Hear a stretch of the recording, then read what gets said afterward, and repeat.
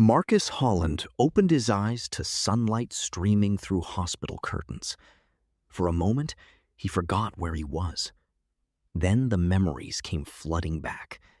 The cabin, the zip ties, the drugged haze, Jonathan Sterling's face promising safety. His body ached. Every muscle protested as he shifted in the hospital bed. The IV in his arm pulled slightly. Monitors beeped their steady rhythm. He was alive. Against all odds, he was alive. A nurse entered. Young woman, kind eyes.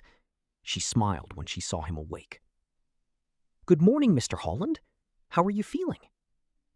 Marcus's throat was dry. His voice came out as a rasp. "Like I got hit by a truck." "That's to be expected. You've been through quite an ordeal. The doctor will be in shortly to check on you. In the meantime, you have a visitor waiting. Are you up for it?" Marcus nodded slowly. The nurse left. A moment later, the door opened again. Jonathan Sterling walked in.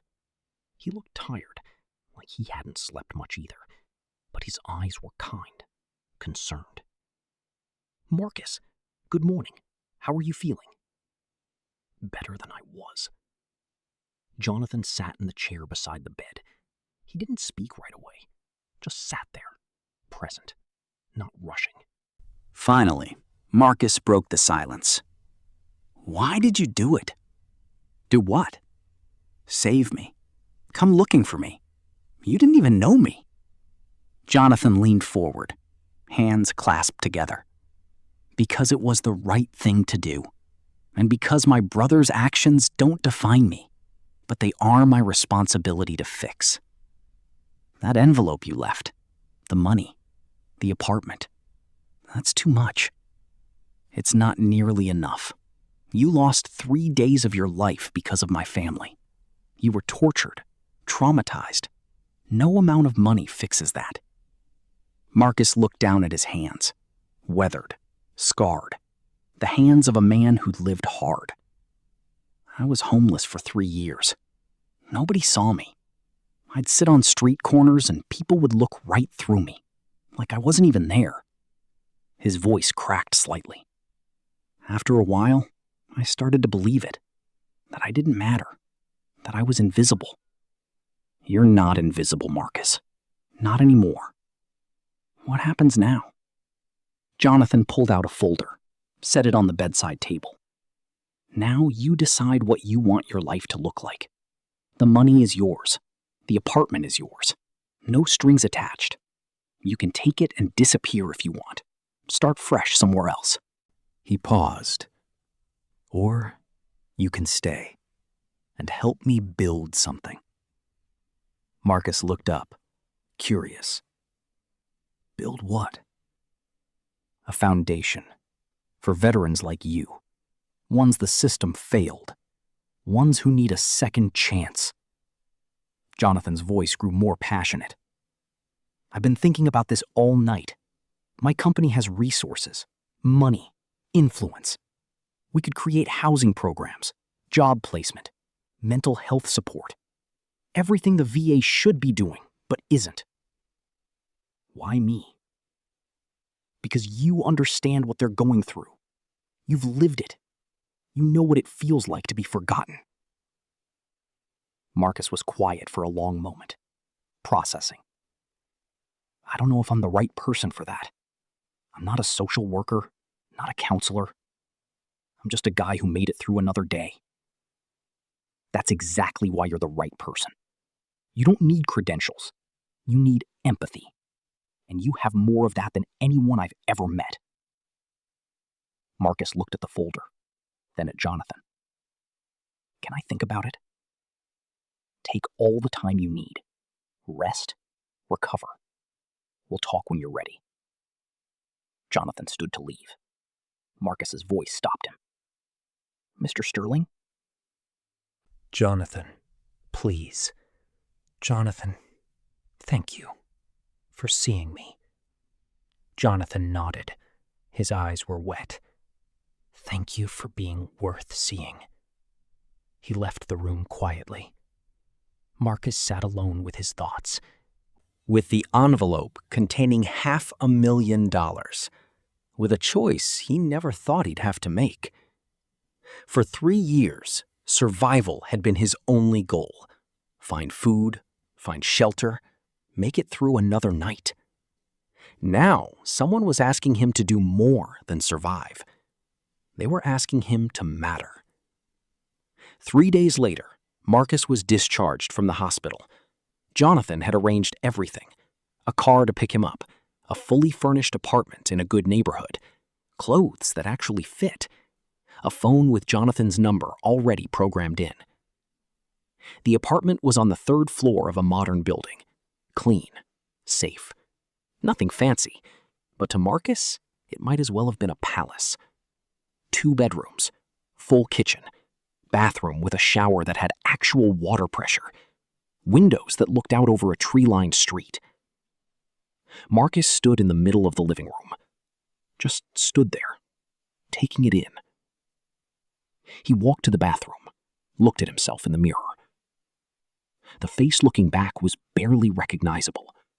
Clean, shaved, hair trimmed. Without the layers of grime and exhaustion, he looked almost human again. Almost like the man he used to be. Before Afghanistan, before the nightmares, before everything fell apart. He thought about his daughter, Rachel. She'd be 16 now, almost grown. He hadn't seen her in 4 years. Her mother had full custody, said Marcus was too unstable, too damaged, that Rachel deserved better than a father who woke up screaming in the middle of the night. She was probably right, but God, he missed her. Marcus pulled out the phone Jonathan had given him, stared at it for a long time. He could call, try to reach out, see if Rachel even wanted to hear from him. But what would he say? "Hey, it's your deadbeat dad who's been homeless for 3 years. Want to grab coffee?" He set the phone down. Not yet. He needed to get himself together first. Prove he could stay stable, that this wasn't just another false start. His phone buzzed. A text from Jonathan. "Hope you're settling in. No pressure, but there's someone I'd like you to meet tomorrow if you're up for it. 10 a.m. Coffee shop on Main Street. Just a conversation." Marcus stared at the message. He could say no. Could take the money and disappear like Jonathan said. Start over somewhere quiet. Somewhere no one knew him. But something in him resisted that idea. He'd been running for 3 years. From his past, from his mistakes, from himself. Maybe it was time to stop running. He typed back, "I'll be there."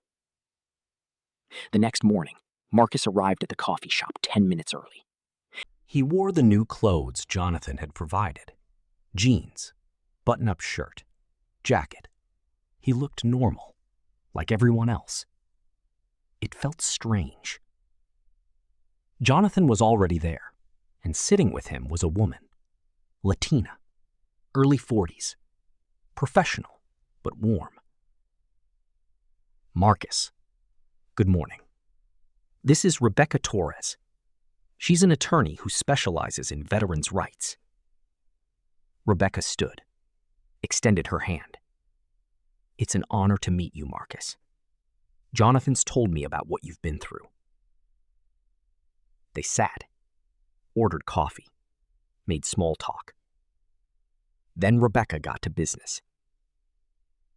"I work with a lot of veterans, ones who got lost in the system, who came home and found there was no home to come back to."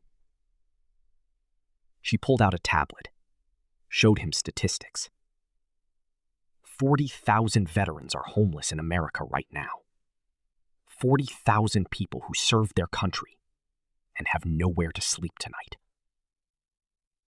Marcus looked at the numbers, felt them in his gut. The VA is overwhelmed, underfunded. The waiting lists for mental health services are 6 months to a year. By the time someone gets an appointment, they're either dead or too far gone to help. So what do we do? Marcus asked. We build an alternative. Jonathan's foundation can provide immediate support, housing, job placement, counseling, no waiting lists, no bureaucracy, just help. Jonathan leaned forward. But we need someone who understands the community, someone who can connect with these veterans, earn their trust, show them there's a way out. Rebecca nodded. That's where you come in, Marcus. We want you to be the director of veteran outreach. Marcus almost laughed. Director? I don't have a degree. I don't have experience. I've been living under a bridge. Exactly, Jonathan said. You have the only credential that matters. You've lived it. You know what it's like. These veterans don't need someone with an MBA. They need someone who understands. I don't know if I can do this. Neither do I, Jonathan said honestly. But I'm willing to take that risk if you are. Marcus looked at both of them, at their expectant faces, at the opportunity being offered. What would I actually do? Rebecca smiled. You'd work with our outreach teams, visit shelters, soup kitchens, places where homeless veterans gather. Talk to them. Let them know there's help available. Connect them with our resources. We'd also want you to help design the programs, Jonathan added. What works, what doesn't, what veterans actually need versus what we think they need. And you'd be paid, Rebecca said. $60,000 a year to start. Full benefits, health insurance, retirement plan. Marcus felt dizzy. Yesterday he was homeless. Today they were offering him a career. I need to be honest with you, he said slowly. I have PTSD. I have nightmares. Sometimes I wake up and don't know where I am. I'm not always stable. We know, Jonathan said, and we're going to support you through that. Therapy, medication if you need it, whatever it takes. Why are you doing this? Really? Jonathan was quiet for a moment. Because my brother destroyed lives. Yours, David Chen's, who knows how many others. I can't undo that, but I can try to build something good from the ashes. He met Marcus's eyes. And because you did something my brother never could, you chose integrity over survival. That's rare. That's valuable. That's worth investing in. Marcus felt tears building. He blinked them away. When would I start? Whenever you're ready. Take a week, a month, however long you need. Marcus thought about the apartment sitting empty, about having nothing to do but think about the past. How about Monday? Jonathan smiled, genuine, relieved. Monday works? They shook hands. Rebecca gave him a folder full of information, organizational structure, program details, contact information. As Marcus left the coffee shop, he felt something he hadn't felt in years. Purpose. Meanwhile, in a federal detention center across town, Michael Sterling sat in an orange jumpsuit. The cell was small, 6 by 8 feet, concrete walls, metal toilet, thin mattress on a metal frame. This was his life now. His lawyer had been clear. The evidence against him was overwhelming. Financial records, emails, witness testimony, security camera footage of Vincent threatening to kill him. The prosecution was offering a deal. Plead guilty to embezzlement and conspiracy. 20 years. Eligible for parole in 12. If he went to trial and lost, he'd get 35 to 40. Michael had until Friday to decide. He thought about Jonathan, his older brother, the man he'd betrayed. Jonathan hadn't visited, hadn't called, hadn't sent word. Michael didn't blame him. If their positions were reversed, Michael wouldn't have visited either. He thought about their childhood, about being poor, about Jonathan's promise that they'd make it. Jonathan had kept that promise, built an empire, brought Michael along. And Michael had thanked him by stealing $47 million and ordering a veteran's murder. There was no redemption for that, no forgiveness, just consequences. Michael's cellmate was a drug dealer named Carlos, mid-30s, covered in tattoos. He'd been inside for 2 years awaiting trial. "You're that rich guy," Carlos said one night, "the one who stole from his brother." "Yeah. That's cold, man. Family's supposed to be sacred." Coming from a drug dealer, the moral judgment stung. "I made mistakes. We all make mistakes, but stealing from blood? That's different." Michael said nothing. "You got kids?" Carlos asked. "No." "Good. At least you don't gotta explain this to them." Michael thought about that, about the family he'd never have now, about growing old in a cell, about dying alone and forgotten. Maybe that's what he deserved. On Friday, Michael took the plea deal. 20 years. Eligible for parole in 12. Vincent Price went to trial. He was convicted on all counts and sentenced to 40 years, without parole. The news covered it extensively. Billionaire's brother, corporate conspiracy, kidnapped veteran. But the media moved on quickly. There was always another scandal, another tragedy, another story. Marcus watched the news in his apartment, saw Michael being led away in handcuffs, saw the reporters shouting questions. He felt nothing. Not satisfaction, not anger, just emptiness. Justice had been served. The bad guys were in prison. But it didn't fix what had been broken. It didn't give Marcus back the 3 years he'd lost. Didn't erase the nightmares. Didn't heal the trauma.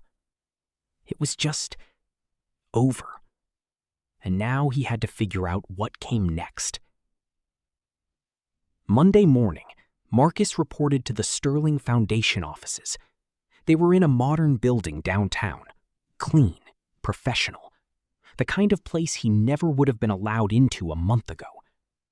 Jonathan met him at the entrance. "Ready?" "As I'll ever be." They took the elevator to the 3rd floor. The foundation occupied the entire level. Open floor plan, glass offices, young staff members moving with purpose. Jonathan led him to a corner office. "This is yours." Marcus stared. His own office, with a window, a desk, a computer, a nameplate that read Marcus Holland, Director of Veteran Outreach. "This is too much." "It's exactly enough. You're going to need space to work, to meet with veterans, to coordinate programs." A young woman knocked on the open door. Early 20s, bright smile. "Mr. Holland? I'm Amy Chen. I'll be your assistant." Marcus blinked. "Chen? Are you related to David Chen?" Her smile faltered slightly. "He was my uncle. He's the reason I wanted to work here, to continue what he started." Marcus felt a lump in his throat. "Your uncle was a hero. He saved my life." Amy's eyes filled with tears. "Thank you for saying that. It means a lot." Jonathan excused himself, left Marcus and Amy to get acquainted. Over the next few hours, Amy walked Marcus through everything. The computer systems, the program structure, the other staff members. It was overwhelming, but in a good way. Marcus was actually doing something, contributing, mattering. That afternoon, they went to visit their first shelter, St. Francis House, a place Marcus had stayed dozens of times when he was on the streets. Walking in through the front door instead of the back entrance felt surreal. The shelter director, a woman named Patricia, greeted them warmly. "Mr. Holland, Jonathan told me about your new role. We're so glad to have you working with us." They toured the facility, saw the rows of beds, the communal bathroom, the cafeteria where men lined up for meals. Marcus saw himself in every face, knew their stories without asking. Patricia introduced him to some of the residents. Veterans, all of them. There was Tom, Vietnam vet, lost his leg to a landmine, lost his family to his alcoholism. James, Gulf War, PTSD so bad he couldn't hold a job. Kevin, Afghanistan, 23 years old, addicted to painkillers after getting wounded. Marcus talked to each of them, listened to their stories, shared pieces of his own. He told them about the foundation, about the programs available, about how there was help if they wanted it. Some were skeptical. They'd heard promises before. But others listened, really listened. Because Marcus wasn't some social worker reading from a script. He was one of them. Over the next few weeks, Marcus threw himself into the work. He visited shelters, soup kitchens, VA hospitals, anywhere veterans gathered. He talked to hundreds of them, helped dozens get into housing programs, connected them with mental health services, job training, support groups. It was exhausting, emotionally draining, but it was also healing. Every veteran he helped was a small redemption, a piece of his own brokenness being made whole. Jonathan checked in regularly, made sure Marcus had everything he needed, never pressured him, just supported. One evening, Marcus sat in his office after everyone had gone home, looking at the list of veterans they'd helped. 47 people in 6 weeks. 47 lives changed. It wasn't enough. There were still thousands out there, suffering, invisible. But it was a start. His phone rang. Unknown number. Marcus almost didn't answer, but something made him pick up. Hello? Dad? His heart stopped. Rachel? Yeah, it's me. Silence. 4 years of silence compressed into a single moment. How did you get this number? I saw you on the news about the kidnapping, and then I found articles about the foundation.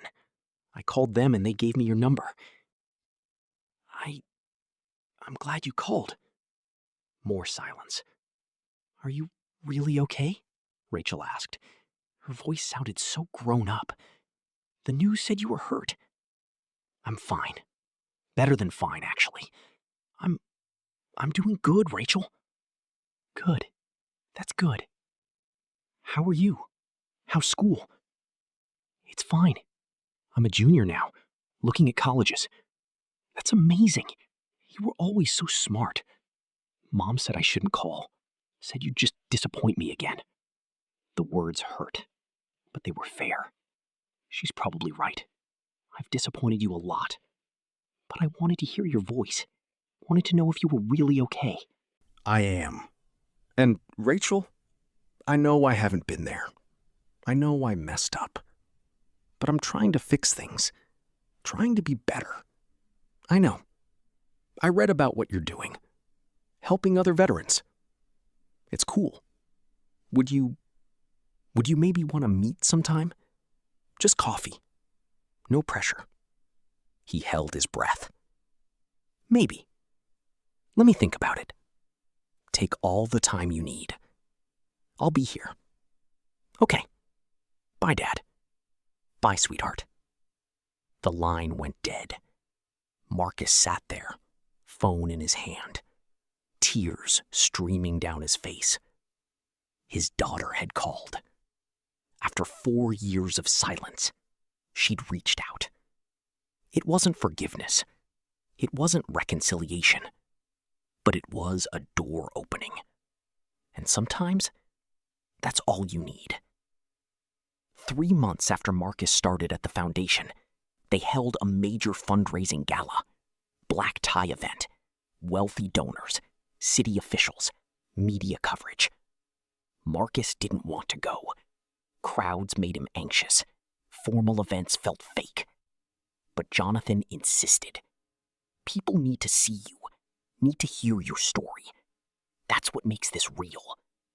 So Marcus put on a rented tuxedo, practiced his speech, showed up. The ballroom was packed. Hundreds of people in expensive clothes, champagne, orchestra, everything he'd never had access to before. Jonathan introduced him to donors, politicians, business leaders. Everyone wanted to shake his hand, tell him how inspiring his story was. It felt performative, like he was a prop.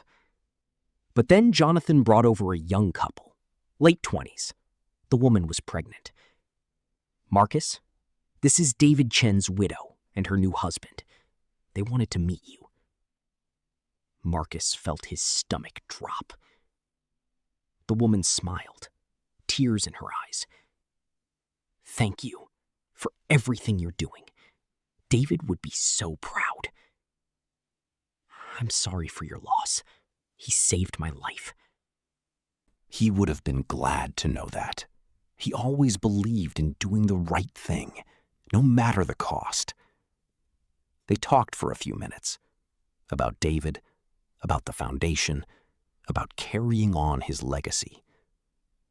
As they walked away, Marcus felt the weight of it. David Chen had died exposing the truth. Marcus had survived. And now, it was his responsibility to make that survival mean something. When it was time for speeches, Jonathan went first, talked about the foundation's mission, the programs they launched, the lives they changed. Then, he introduced Marcus. This man embodies everything we're trying to do. He faced homelessness, trauma, betrayal, and instead of becoming bitter, he chose to help others. Please welcome Marcus Holland. The applause was deafening. Marcus walked to the podium, looked out at all those faces, started speaking. 3 months ago, I was living under a bridge. I hadn't eaten in 2 days. People walked past me like I didn't exist. The room went silent. Then I found a bag full of money, $500,000. I could have taken it, disappeared, started over. He paused. But I didn't, because my father taught me something before he died. He was a Vietnam vet, came home broken. The system failed him. He died alone in a VA hospital. Marcus's voice thickened. Before he died, he told me, "Son, the world doesn't owe you anything." Before he died, he told me, "Son, the world doesn't owe you anything, but you owe the world your best self." So I returned that money. And it cost me. It cost me so much. He looked at Jonathan. But it also saved me. Because someone saw what I did. Someone saw my humanity when everyone else saw nothing. Now, I get to pay that forward. Every day, I meet veterans who remind me of my father, of myself. People the system forgot. And I get to tell them, you matter. You're not invisible. There's a way out. His voice rose. We've helped 93 veterans in 3 months. 93 people who now have homes, jobs, hope. But there are 40,000 more out there. And we're not stopping until every single one of them has a chance. The applause was thunderous. People stood. Some were crying. Marcus stepped away from the podium, overwhelmed. Jonathan was waiting. You did great. I just told the truth. That's all anyone ever needed to hear. The gala raised $2.3 million that night, enough to expand the foundation to 3 more cities. Marcus went home exhausted, but fulfilled. He checked his phone. A text from Rachel. "Saw you on TV tonight. You looked good, Dad. Really good. Maybe we could meet next week?" Marcus read it 3 times. Typed back, "I'd love that." Her response came immediately. "Saturday, coffee shop on Main Street, 2 p.m. I'll be there." Marcus set down his phone, looked around his apartment, at the life he was building. It wasn't perfect. He still had nightmares, still had bad days. But he was here. He was fighting. He was making a difference. And Saturday, he was going to see his daughter. For the first time in years, Marcus Holland looked toward the future and felt something he'd almost forgotten. Hope. 6 months after the gala, the foundation had helped over 300 veterans. They'd expanded to 5 cities, built partnerships with major corporations, changed legislation. Marcus was at the center of it all. He testified before Congress about veteran homelessness, appeared on national news programs, became the face of a movement. But his favorite part was still the groundwork, visiting shelters, talking to veterans, seeing the moment when someone realized they weren't alone. He and Rachel met regularly now, coffee every Saturday. They were rebuilding, slowly, carefully. She'd even come to the foundation office once, met the staff, saw what he was doing. She was proud of him. She said it out loud. Marcus couldn't remember the last time someone had been proud of him. One afternoon, Jonathan called him into his office. "We need to talk about something." Marcus sat down, concerned. "Am I in trouble?" "No, the opposite, actually. The board wants to make you co-director of the entire foundation, equal leadership with me." Marcus stared. I can't do that." "Yes, you can. You've proven it over and over." Jonathan, 6 months ago I was homeless. I'm not qualified to run a multi-million-dollar organization. 6 months ago, I thought my brother was loyal. Qualifications are overrated. Heart isn't. Jonathan leaned forward. "You understand this work in a way I never will. You connect with people, inspire them, change them. What about you? I'll still be here, still involved. But I think it's time this foundation had someone who actually lived what we're trying to fix." Marcus was quiet, processing. "Can I think about it?" "Of course. But Marcus, you've already been doing the job. This would just make it official." That night, Marcus sat in his apartment, looking at the city lights. He thought about the last year, about being kidnapped, rescued, given a second chance, about choosing to use that chance to help others, about his daughter coming back into his life, about becoming someone worth being proud of. A year ago, he'd been invisible. Now he was leading a movement. Not because he was special, not because he was particularly talented, but because he'd survived, and because he chose to turn that survival into something meaningful. His phone buzzed, a text from an unknown number. "Mr. Holland, my name is James Rivera. I'm a Marine vet, been on the streets for 2 years. Someone told me about your foundation. Is it real? Can you really help?" Marcus smiled, typed back, "Yes, it's real. And yes, we can help. Where are you?" "St. Francis Shelter. I'll be there in 20 minutes.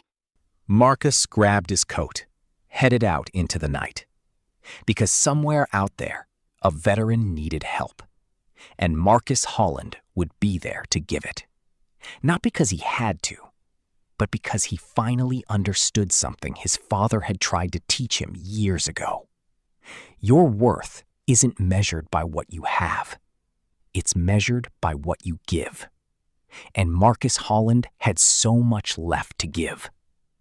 The city lights flickered as Marcus drove through the streets he used to sleep on, past the bridge where he'd lived for months, past the soup kitchen where he'd waited in line for meals. He wasn't running from those places anymore. He was returning to them, not as a victim, as a rescuer. Because sometimes the person who falls the furthest is exactly the person who can climb back up and pull others with them. And sometimes doing the right thing costs you everything. But sometimes it gives you everything back. Marcus Holland had learned that lesson the hard way, and now he was teaching it to anyone who would listen. One veteran at a time, one life at a time, one choice at a time. Because in the end, that's all any of us can do. Make the next right choice and trust that it matters. Marcus pulled up to St. Francis Shelter. James Rivera was waiting outside. Young, maybe 25. Thin, scared. Marcus got out of his car, extended his hand. "James, I'm Marcus. Let's talk." And as they walked inside together, Marcus thought about Jonathan Sterling, about David Chen, about his father, about everyone who'd given him a chance when he didn't deserve it. He would honor them by never forgetting where he came from and by making sure no one else had to stay there alone. The work was just beginning, but for the first time in his life, Marcus Holland was ready. Not just to survive, but to live and to help others do the same. Because everyone deserves to be seen. Everyone deserves a second chance. And everyone deserves to know that doing the right thing still matters, even when it costs everything. Especially then. Marcus Holland lost everything for one honest choice, and it saved him. If you were in his position, facing hunger and homelessness with $500,000 right there, would you have walked away? Let us know what you think in the comments below. And if this story moved you, share it. Because somewhere out there, someone needs to hear that doing the right thing still matters, even when it costs everything. Especially then. Thanks for watching. Subscribe for more stories like this, because some stories need to be told.